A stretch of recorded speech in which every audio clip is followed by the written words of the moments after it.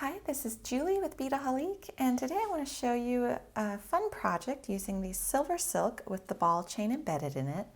And the main reason I want to do this video is actually how to show you how to use the ends that go along with SilverSilk. So I thought combine a project along with a technique and we'd be good to go. There are various forms of SilverSilk, and one form has ball chain embedded into it. And SilverSilk is like this wire mesh. This is actually wire, it's not thread. And inside is this delicate little ball chain. And this particular one that you see here is copper with a silver colored ball chain inside. You can see it's just right in there, and this is like a tube that's been put over it. It comes in a bunch of different colors. And then the clever people at SilverSilk have actually made findings that perfectly encase the ball chain. And here I have one that has slots for 3 separate lengths. Here's a single one with a loop at the end. Here's a double one. And then there's actually a little end cap too that just comes to a blunt end, and this will be great if you're doing like a tassel or a lariat or some type of design that you need it just finished off at the end without a loop or a connector. So it's a little hard to see, and I'm going to open this up just a little.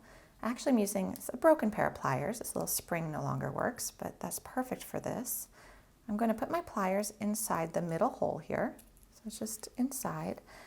Just ever so carefully pull it apart. You can't pull these apart a lot, but you do want to open them up just a little bit to make it easier to put your ball chain in it. So if you can see inside, there are a couple grooves, and basically they're little squares, and that's where you're going to want to rest your ball chain when you insert it. So there's 2 little grooves. You're going to want 2 little balls in there.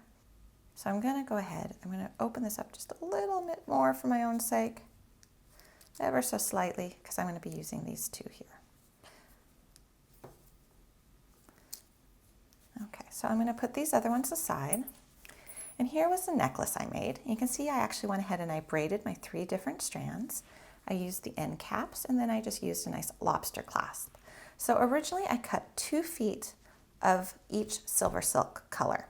And I braided my necklace, which was about a 14-inch braid. I put the ends on and the little clasp, and it ends up being almost a 16-inch necklace.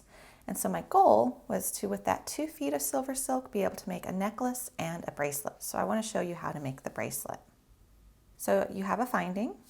It has a SilverSilk logo on one side and it's plain on the other side.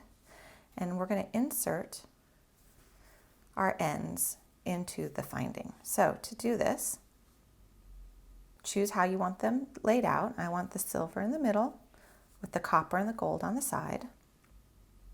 And I'm going to take the end and pinch it. Basically, I'm just forming that wire mesh around the ball chain. So just roll it in your fingers, pinch it, and then you're just going to insert it into one of the slots, and you're going to push it as far in as it will go. And that should be about 2 balls worth, which will then fit into those little internal squares. So I'm not going to crimp my finding yet. I'm going to insert the next color. So again, I'm going to pinch it, form that wire around the ball, and insert it. 3rd color, again, just rolling it between my fingers, pinching it. I'm going to insert it as well. Now I'm going to take a pair of nylon jaw pliers. Going from the side, I'm going to squeeze the finding shut.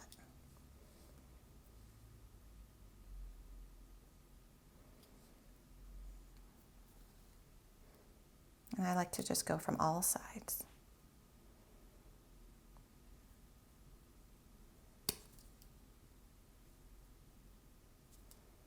There we go. So you can see that shut nicely, and all of those are trapped inside. You can actually see through that little crack where the ball chain is and that mesh, so you can see that's nice and up in there. And now that's closed, so we have this ready to go. So I'm going to show you how to braid it. We're going to do a simple 3-strand braid, and I'm just taking a piece of Scotch tape. I'm going to lay my end on my table. Going to tape it down,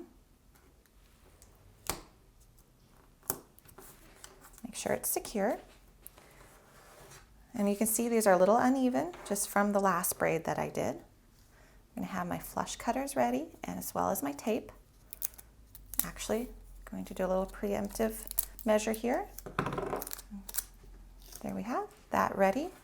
So now I'm just going to braid. So if you're not familiar with how to do a 3-strand braid, just lay them out. You're going to take the right strand over the middle strand and then pull the middle strand to the right.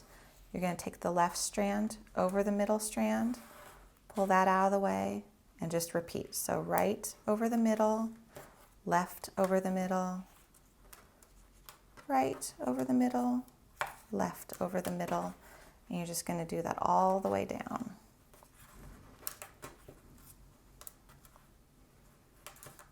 I really love the look of the 3 different metal colors.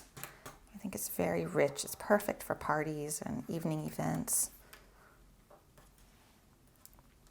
All right. So remember, your findings and your clasp are going to add about 1.5 inches. So I've got my ruler here. There I've done about 6 inches. So if they add 1.5 inches, that'll be perfect for about a 7.5 inch bracelet. All right, so you've got this much done. So what do you do so that your braid doesn't come all unraveled? I'm actually going to do one more little crossover because I want that silver in the middle again, which is what I had originally. So take that piece of tape and then just wrap it around your braid. And that's just going to hold those in place. Now I'm going to take this off. Okay. So what you want to do is, you see how the SilverSilk logo is face down on this one? So when you attach this finding up here, you want to make sure that that logo is face down as well, just so that everything matches. And you want to cut your lengths so that you have about 3 ball chains above the tape line. So where you taped it was where your braid was all nice and neat. So you want to make sure it's about 3 ball chains. And snip it off with your flush cutters. Now for this one, I'm more concerned with the fact that it'll be even with the one I just cut rather than this 3 ball chains. And this is going to curve into that finding about there. And same with this one here. Okay, so I'm going to take my finding, and at this point I actually want to take my tape off. I just want to pinch my ends so that they don't unravel. Might be easier to just cut this off actually.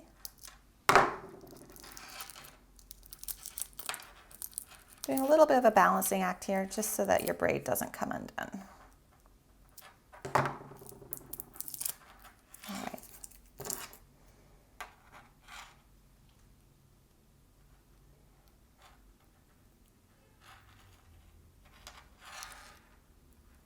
Okay, so right now, go ahead, pinch all those ends so that wire is how you want it. Nice and flush against the ball chain inside. Remember, we wanted that SilverSilk logo face down. So now we're just going to insert. You kind of have to do this all at once.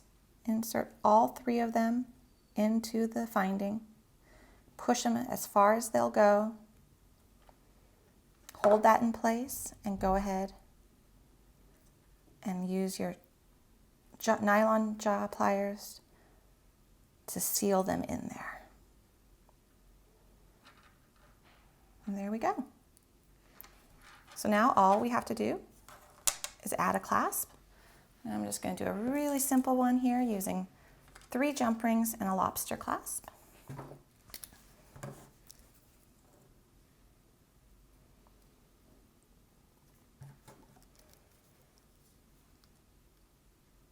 Now I didn't add any glue to my findings. I didn't really feel I needed to because they're pretty solid in there. They're not going to come out.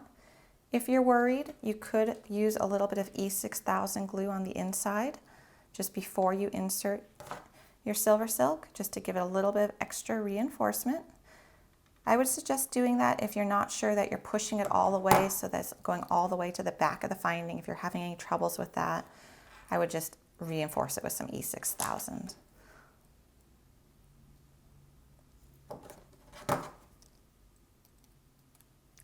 opening a jump ring, just attaching the clasp. Simple as can be. And there we go. So now we have a really pretty little bracelet to match our necklace. And I'll show you the set, which we were able to make using 2 feet of each of the 3 colors of SilverSilk with the ball chain embedded in it. So you can find full ingredient lists and instructions for these 2 projects and more at Beadaholique.com in the free project section.